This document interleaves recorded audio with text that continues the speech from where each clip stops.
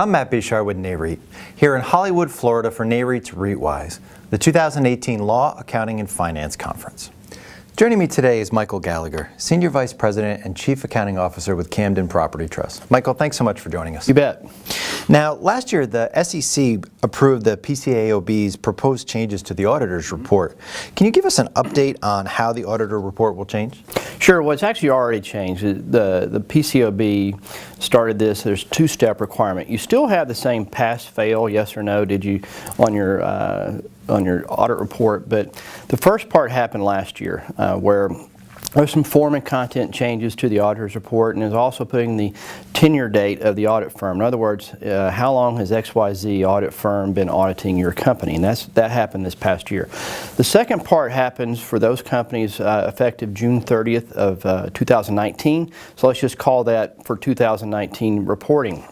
So there's going to be a lot of changes there where the audit firms have to identify what is a critical audit matter. Now you say, what is a critical audit matter? And there's a couple of definitions. To kind of boil that down, it's something that's complex, there's some subjectivity, or requires some complex thinking or auditing procedures around that. And they have to disclose that to the world in their report. And that's going to be effective next year. And what that means is they'll have to say, here's what we identified as complex, how we overcame that, how do we test or audit that, and then point the reader to the specific location, either the financial statement line item or the notes to the financial statements where that matter is discussed.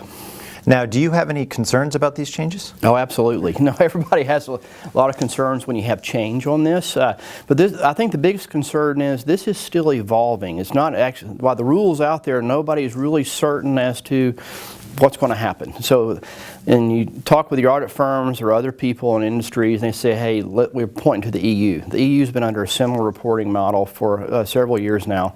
But as of today, as far as I know, no Big Four firm in the U.S. has put out a guide or a how-to do it. And it's evolving. So you think about the concerns, and let's think about what we did in the past. In the past, an audit firm may say, well, here's what we think is critical. And from a company standpoint, we said, well, okay, that's fine. Just don't spend a lot of time on it, or if you want to, that's your call, but I'm looking at the fee and how do we get these things done. But now it's important. I think companies really need to take a hard look at this and have healthy discussions with your audit firms, not only management, but your audit committee, for example, to take a look at this.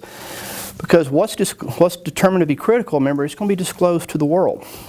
And it may indicate a problem where there's not a problem. And let's think about this for a few minutes.